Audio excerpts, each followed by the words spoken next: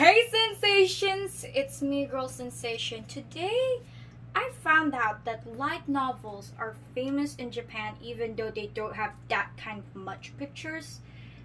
Just like a Hieronymo Stilton storybook but like an anime version. When I saw what a light novel was inside, I was surprised that this one's a little easier than doing a manga comic book. Because in manga you have to draw all of the scenes, unlike in light novels. You just draw a couple of scenes if you like. Hey sensations, it's me girl Sensation. Today I researched about light novels.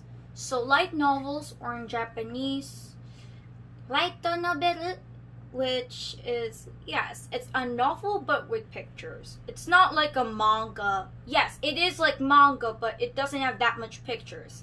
In manga or in a comic book, you have to do every scene like making a dialogue as if like they're like talking or sort. Unlike in a light novel, it's like manga and novel put together. Okay, most of the light novels that are usually known are Japanese, but there are English light novels as well. You could do that whenever you want. You could even do a Filipino version if you like it. If you live in the Philippines and you don't know English, you could do that. So I was planning on making a light novel until the Zodiac Signs came into my mind. Why not? Why not? Why shouldn't I make a Zodiac Sign, a Zodiac Sign light novel?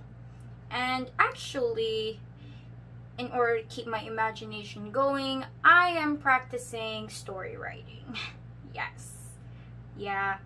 When I used to be in my younger years, I'd act out my stories as if they're real life, and my mom and dad were like, are you sure people won't think of you as a crazy person? I said, oh, this one's gonna keep my imagination going. But when I became big, I became mature, I realized the thing that I'm doing was a little crazy. But my imagination is flowing out like a coffee with water overflowing that you couldn't even stop it because the water is hot. That's why I decided that, why shouldn't I write it out? Just like coffee. All you need to do is put the coffee in the plate, and then when the water overflows, at least it'll go to the plate. You know what I mean? I could still keep my imagination overflowing, but in paper. You get the idea, right? So here I have a couple concept arts that I've done about the Zodiac Signs. So I decided that the title of my light novel is, yes, Home of the Zodiac Signs. Isn't it pretty cool? This is just a concept, so I've been doing lots of concept art.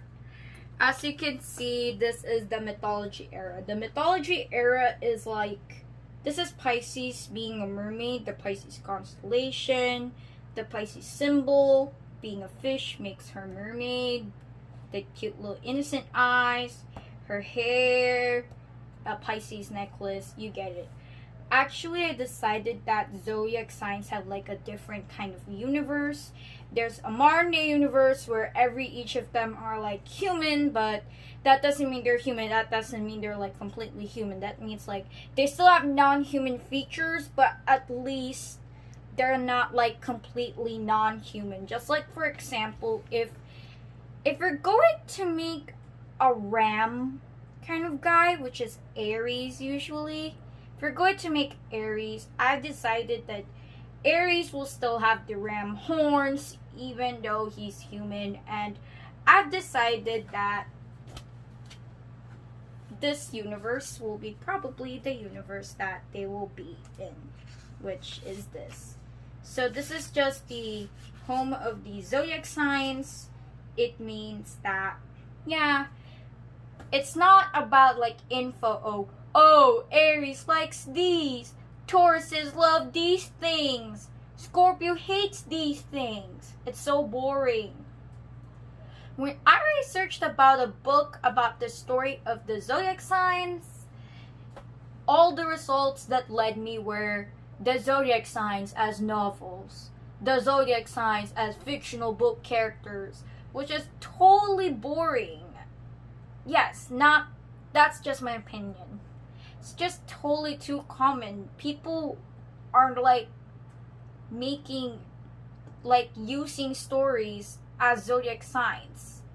Why couldn't people make a story about the zodiac signs? That's what I found out. I want to make this unique. It's just like the everyday human life. Actually, zodiac signs, their actual origins are like connected to the Greek mythology. Yes. So, okay, their ruling planets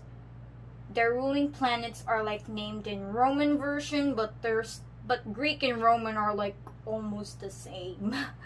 So, okay, Aries is a planet ruled by Mars. So, I thought of something. Remember Mars, aka Aries? I don't know for what reason why their names are the same, but there's just no I. It's only like I could have called them Aries, but Aries is like the better pronunciation I've seen in that mythology channel called See You in History Mythology. Shout out to them. Yeah, I really like their comics, mostly about like the Aphrodite like Aries thing. So I decided there couldn't be no war. Aries couldn't become a soldier every day. Well, in mythology era, he could be like a soldier every day because, yeah, you get the idea.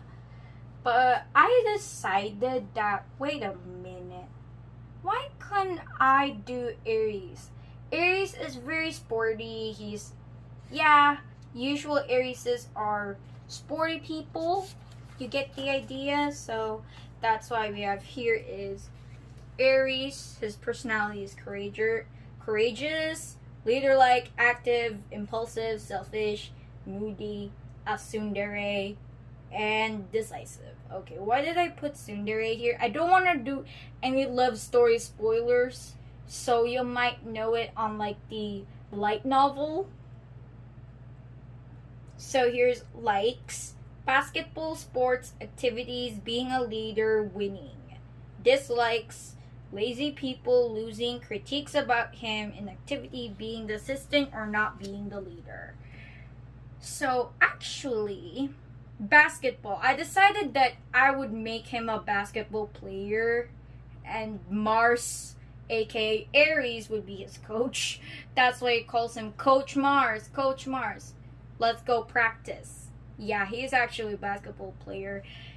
His basketball team, I'm going to name the basketball team, and it's going to be named, I was thinking of the Red Rams until I find out that the Ram is only for Aries. I want it to be like, until I find out that the vulture is also a bird that symbolizes Aries, aka Mars. So that's why I did is that their name is the Red Vultures. And actually, I was even trying to plan out for a gender-bent universe. And speaking of the gender-bent universe, it's in like the super duper front. So here's an example. As you can see, we have Scorpio. Scorpio is actually a boy, but in gender-bent universe, you get it. Gender-bent means girl. If you're a boy in gender-bent universe, you'll become a girl. If you're a girl in a gender-bent universe, you'll become a boy. Obviously, please. So, we have Scorpio. I didn't finish it. This is just some unfinished concept, but I already have finished her sort of character design. So, her symbol is this. Ruling planet Pluto. Okay. Wait. It's a dwarf planet. It's not in the 8 planets anymore. Yes, but it's still a planet, even though it's super duper small. So Pluto, aka Hades, is the king of the underworld, lord of the underworld, and death, bad things. That's why in some movies like Hercules, that Disney movie Hercules, Hades was like portrayed as a bad guy. But when I realized in Greek mythology that he's not a bad guy, that's where I'm sorry Disney, but I kind of got a little furious. And that Maleficent kind of version, does this mean Maleficent is like the non-Greek version of Persephone? I don't know. It was confusing. So my ruling planet is Pluto, so it's associated with darkness, death, and bad things. And Scorpio is that. I don't want to show too much origin story, because actually Scorpio is the scorpion. Apollo actually used the scorpion because Artemis is just like going out with Orion, the hunter, and Apollo's like, oh my god, this guy's a little sus. He's a little suspicious, just like Among Us would have been. Yeah. So personality, she's energetic, seductive, cute. Yeah, that's what she's. This cute thing, it's only her opinion. Mysterious, secretive, edgy, jealous, violent, intimidating. Okay, she gets a little violent when like somebody like tries to tell her what to do, like, cause she's a very bad girl. She actually recently came out of juvie, like I guess a couple years ago. She's a high school dropout, as you can see. So here it goes. Her dairy type is a yandere. You know how. Well, it doesn't always happen to Scorpios. It's just, it happens to Scorpios sometimes, I guess. I don't know. I don't want to say anything bad about Scorpios. Please forgive me. It's just what I found mostly on the charts, the horoscope app that I've been reading about, that they're very like violent, jealous. Yeah. That's why I'm sorry, Scorpios.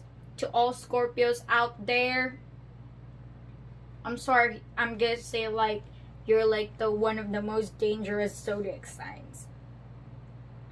So you know, actually, when a Scorpio falls in love, he or she is going to go all out for it. Like if you're going, but eventually it's not that easy. He or she is going to go all out if he or she actually trusts you, just like Scorpio done. So actually Scorpio is actually seducing Cancer. Yeah, they're my very first ship reveal. Cancer is like an opposite of Scorpio, but eventually the real polar opposites are Taurus and Scorpio. Taurus hates fighting. Well, she is the opposite, and yeah, so silly. Taurus is just like, yeah, Tauruses are like persistent. Yeah, if they get mad, they'll just keep it to themselves. Like my mom, they're just go like, when you just say, "You're so mean. You know what? You're the worst person I've ever seen in my life," and then a Taurus would probably walk away. Yeah, that's like what she did to like Orion. She just like walked away because yeah, I don't want to spoil too much. So her love interest is obviously Cancer. Actually, I didn't decide to make all of them fall in love with the opposites, because at first I thought that they're all opposites. Cancer and Scorpio are opposites, until I find out an astrology guy, shout out to him also, one of my YouTube channels that I watch about the Zodiac Signs. I've realized that Scorpio and Cancer, they're not opposites. So actually Scorpio seduced Cancer because Cancer was like very true to himself. He's very true to himself, but he's not really much open, aka also secretive, just like a Scorpio would have done.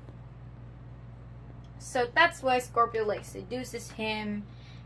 And here's a thing.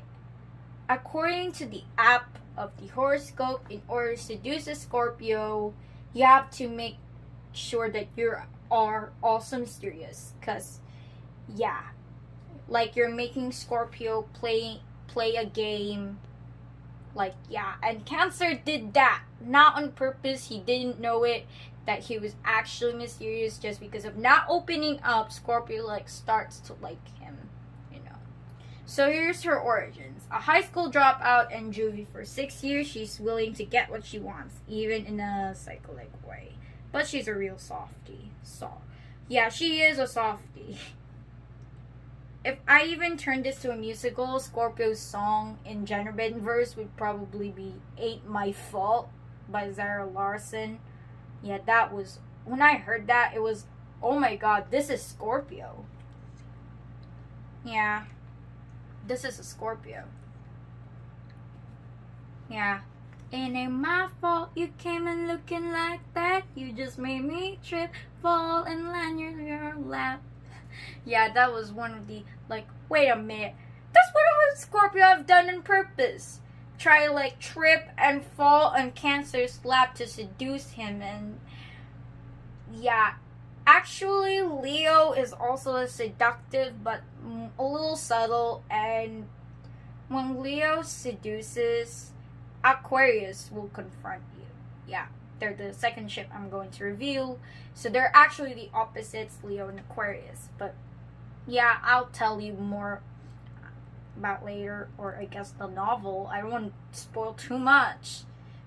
So, okay, I am going to tell you about Gemini. Okay, the things that are a little bit annoying, not about the Gemini, but the Gemini origin story, is people just name them Gem and Eni, or Gemini 1 and Gemini 2, which so common. People, please think of another way to make Gemini unique. Okay, so I'm trying to make Gemini unique until I find out that Castor and Pollux are stars. And Castor and Pollux are the names of the actual twins. Actually, I'm gonna be adding a little bit Greek mythology because yes, Gemini is an Olympian. So an Olympian is like a family, a friend, yeah, you know, a family friend or a family relative of Olympus. Yeah. So actually, I'm gonna be doing this in a Greek kind of version, but I'll try to do it as Romanized as I can, because why Jupiter? Because Zeus is Jupiter, Juno. Yeah, it's the name of my friend, but the planet is named Juno, which is Hera, the goddess of marriage. So here it is. I'm gonna tell you the Gemini origin story, but not too much Gemini origin story. So, okay, to explain this a little bit, this will have a little bit of like an infidelity sort of topic and legitimacy. Because yes, Gemini, aka Castoria and Polyxia. Okay, I decided to name them Castoria and Polyxia for their like original girl version, because Castor and Pollux are too boyish, and actually Castor and Pollux are twin boys. But I decided not to make Sagittarius a gay. I don't want to make Sagittarius gay or bisexual that much. I prefer Gemini being a girl because, yeah, makes her feel like the rich kid sort of lady. So actually, I'm gonna Romanize this a little bit, but the story is from Greek. Anyways, Roman, as I said, you know, Roman mythology and Greek mythology are like almost the same. So let's start off with a little bit of things. Leda is the queen of Sparta, who is of course the wife of King Tyndareus of Sparta. Okay. Zeus then fell in love with her for some reason. I don't know why. This guy is going to take girls again. So he disguises as a swan. And then, like, yeah, impregnates Miss Leda. And Tyndareus did the same at the same time. Okay, not like literally the same time. Maybe like after, like, Jupiter, aka Zeus, like, went with Leda, and then, like, yeah, you get the idea. When the babies were born, they were born in a egg. I mean, like, a literal egg.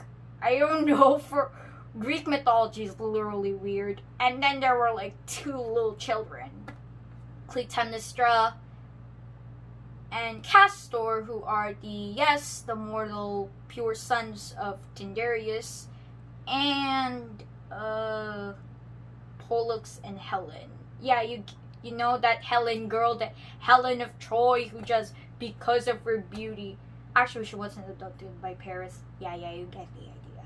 I don't want to spoil too much, because it's gonna be like, Gemini's also gonna be revealing a little bit story of Olympians. So, okay, I'm gonna be talking about Libra. So, Libra, that's my zodiac sign, Libra, which is the scales which are used for the justice. Actually, in the constellations, Libra was not part of the zodiac signs because it was the scorpion's claws. But then after a couple of years, it looked like a scale, and then yay, we have the Libra. I'm proud to be Libra. So they're diplomatic, creative, social. They love the outdoors. I do love the outdoors, but I'm also used to the indoors, balanced and fair-minded. Which means if they're the symbol of balance, oh no, this is going to be hard. They're indecisive. Yes.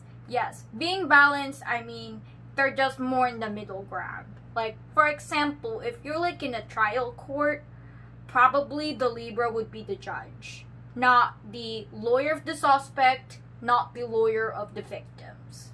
Because, yes, Libras couldn't decide, but of course they have to, like, do this in order to become a judge, obviously. Yeah. You get the idea. Libra's ruling planet is Venus, so that's why I added Venus in the picture. And she was called to be Miss V. Yeah. The one, I guess, from Nerve, that Nerve movie where the name of the girl is also Venus and her nickname was V. But that was like the closest and like cutest kind of name for Venus. And you know Venus. So actually Venus as the morning star is gonna be the company, the fashion magazine company, the fashion designing company, which is, yes, boom, Morning Stars. So Morning Stars is like Vogue, but with like a fashion designing department where Libra kind of works. We also have Taurus as also the ruling planet of Venus, but that doesn't mean that they just have like, they're like the same sort of boss. That doesn't mean that they've met each other and knew each other, because actually Taurus is not in fashion, but he's more on like the household chore thing, like cooking and gardening. So actually he works in Cafe Venus. Okay, we're going to Capricorn. So Capricorn this time is the workaholic boss. He's actually one of the richest zodiac signs because his father like owned a real estate company. I call the real estate to be Chronos Saturn because I know that Saturn's like Greek counterpart or Greek equivalent is Cronus, the Titan who just literally ate Cronus, that Titan. But eventually Saturn is like, it was a little bit like god of time of sort. I guess it was associated with time. That's why I decided, of course, the primordial god of time is Chronos. The primordial god of time. That's why I just combined Chronos. Okay, it's Chronos, not Cronus. If I said Nus, it's like probably the, what you call it, Titan. But if it's the nose, it's the primordial guy. Actually, speaking of that, Saturn is dead in like the series. But there is a way that you'll talk to him. I don't want to spoil too much. Now we're going a little bit with Aquarius. So Aquarius' ruling planet is Uranus. And Uranus is also a primordial guy. This means all the primordials in like the sort of the zodiac signs are like, they're like dead, but not, they're like dead except for Nyx, the primordial night goddess. Yeah, so Nyx is like still alive because she's actually one of the youngest of the primordials. So I'm going to tell you a little bit about Aquarius. So Aquarius is actually a nerd because as for my known that Aquariuses are like one of the smartest guys. The smartest zodiac signs you could see. Like, yes, one of the smartest zodiac signs. And they also love independence. This means her opposite is Leo. So Leo wants to be king of everyone. He wants to control everyone in power, while Aquarius is the opposite of that. She wants everyone to be free. Okay, I'm talking about like the original universe. Like, she wants like everyone to be fair and square, like just like Libra, but more in an independence way. Libra is like mostly like in a general way, like Aquarius is fighting for like a specific cause. So actually, so Aquarius has a dad. So Aquarius's dad taught her how to like self-defense herself. That's why when Leo tries to seduce her, she just like kicks and like, I'm gonna go. Okay, you might want to go away because I might kick you in the face. And if you get hurt, your beautiful face will be ruined. And yeah, Leo still doesn't get scared because he underestimates her because she's a girl. And then he got it. He was kicked in the face. And then he was like, ouch. And then he just said, so feisty. Well, that's a spoiler. I don't want to talk too much about that relationship thing. So now we're going to go with Taurus. So we have Taurus. So Taurus is the calm, reliable, patient guy who is a little bit opposite to Aries because yes, he's impatient too. But yeah, Taurus is patient. He knows how to calm things down when there's a fight. And he's actually the persistent one. So actually, I'm going to give Taurus like a love life history. Same for Virgo. And it will be one of the coolest sort of twists that might happen in like, yeah, you get the idea. The zodiac signs. But I'm not going to be telling too much about Taurus. So Taurus's ruling planet is, yes, Venus. You know, you have known it that he is in Cafe Venus. Yeah, it's so good. Now we're going for Cancer. So Cancer is, the ruling planet is Moon. Which is why she works in a convenience store like handled by Artemis. Because Artemis is the Greek goddess of the moon. Selena is the titan of the moon. Like the titaness of the moon. You get the idea. But I prefer like making like her more associated with Artemis and Leo more associated with Apollo. Yeah.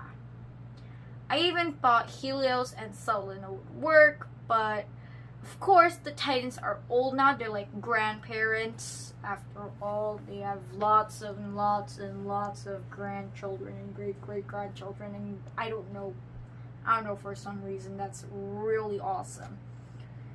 So Cancer actually suffered depression. So, yes, Cancers can be a little moody. And, yes, I don't want to make her too moody for no reason. Because, yeah, making a person moody for no reason is pretty annoying. So I decided that, yes, Cancer had two parents, a mom and a dad. It's just her dad dies, and her dad is the person who really loves her very much because she's the only girl. Yeah, she actually has two brothers, which are the constellations Volans, the flying fish, and Dorado, the gold fish. Yeah. She actually had two brothers, and I'm gonna give a little spoilers. When Scorpio like opens the door, he actually like mistook them for being the suitors, but when Cancer like came in the scene before Scorpio kills both of them, those are my brothers! And he was like, huh? So, okay. Virgo. Okay, I'm gonna be talking about Virgo. She's the perfectionist, analytical bookworm. So she's like Capricorn, but she's like a little more spontaneous than Capricorn. Capricorn's like one of the most organized zodiac signs, and the most spontaneous and the least professional that much is, yes, Taurus, and Virgo's just like in the middle ground. So I'm gonna be also adding a little plot twist to that Virgo and Capricorn, because there are pairings of Virgo and Capricorn that match. But I was going for like a Taurus-Virgo sort of relationship. Ding! Another spoiler for ship. Yeah, I don't want to tell too much about the relationship. So Virgo's a perfectionist, and it's true that they don't get along with Libra. It's because, like, yeah, Libra, Gemini, but she would get along with Aquarius, because Aquarius has like the same sort of thing that like she's in a cause of sort, and Virgo gets that cause. The thing is, boom, it's just because Gemini is like more of the spontaneous, and Libra being, of course, in the middle ground of Aquarius and Gemini, they're like, yeah. So I'm going to be also talking about Pisces. So, okay, I'm going to be talking the last three, which is Leo, Sagittarius, and Pisces. So let's go with Pisces for first. So, as we know, Pisces are like these naive little girls or guys. Naive, immature, positive, happy, a dreamer, but they're not always that immature. And not all Pisces people are that, because some Pisces people are pessimistic. Oops. Yeah, and actually, they are super naive, that sometimes they get in danger. Pisces is actually that, but there's a mature side of her. She doesn't trust boys. I don't know for what reason, but she doesn't trust boys. I'm just gonna say I don't know. Not yet. I'm not gonna tell you. Just say I don't know. You know what I mean? So, I made Pisces, when I turned Pisces into a super immature little girl, even though she's like in her 20s, I've realized that she's annoying. And, of course, Pisces people will be annoyed if this would be the Pisces I'd be showing up. So why shouldn't I make an immature related disease or an immature related sort of mental disorder? Yes, Cancer and Scorpio. I'm not gonna tell Scorpio, because Scorpio might say it's a secret. You'll know it in the novel. Cancer is experiencing depression, and like what I said about Scorpio, just find it out about the novel concept I'm doing. And in Pisces, this time it's more of like a less sad disorder, but more of a like happy sort of disorder, like an immature kind of disorder. This time it's autism. So she's in autism level 1. This means she's high functioning. It means that her actual mature brain works, but there's a time that she gets really immature, like a little 6-year-old kid. When Capricorn doesn't want to hang out with her, she's going to cry. when she sees a spider, she's going to run away, get in a closet, and there she'll cry because she actually has arachnophobia. Yeah. So we're going with Leo. Okay, so Leo is the opposite of Aquarius. Leo is like the guy who just, yeah, you get the idea. Like, he wants to be king. And speaking of being a king, I know there's a stereotype where you want to become a king or queen. It's usually a himedere.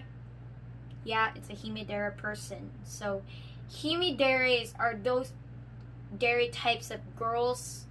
Yes, it could work for boys, but I forgot the name for the boy version. And yeah, there are himedere boys, don't worry. They might be hikodere or ojindere, I guess. Yeah, I forgot about the boy term, just the girl terms. So I'm going to be talking about her gender version. So, okay, Leo, it wants to be treated like a king or queen. She wants to be like the spotlight. And when she gets a partner, the partner will go all around care for Leo. If the partner goes all out care for her, Leo will do the same. So Leo is not really much of a spoiled brat, sort of spoiled girlfriend. She just repays them back. She's loyal. You get it? And now we're going with our last zodiac sign. Sagittarius. Okay, some people like nickname him Saggy, but I prefer nicknaming him Sagittarius. Okay, so Sagittarius this time is the opposite of Gemini. But that doesn't mean Gemini is like the life party. That doesn't mean Gemini is like the smart, like the not smart. Gemini is actually smart. And Sagittarius is not that smart. Like that, not really. Like, she is smart, but you know, you get the idea. So Gemini loves to be the life of the party. She loves to be also in the spotlight, just like a Leo. Well, Sagittarius is a lie-low guy. He's also like Aries, but more of a lie-low, less madman kind of, I don't know, Aries that I made. It's more like, yeah, you get the, like, you know, more calm, like a Aries and Taurus in between, but he actually has that personality. Sometimes he hates boring things, just like Aries would be. And Sagittarius people love to travel. Yes, he did travel. He actually traveled through. Yeah, I'm not gonna tell the countries that he has traveled. He's just the calm kind of guy. And another thing, where do they live?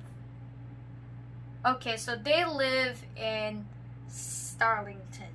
Okay, I'm not gonna tell the country where the Starlington is, but I'm gonna give you a clue. It's not gonna be in my hometown. It is not really much also in America, but the system and like the system there and the city looks a little bit American-ish.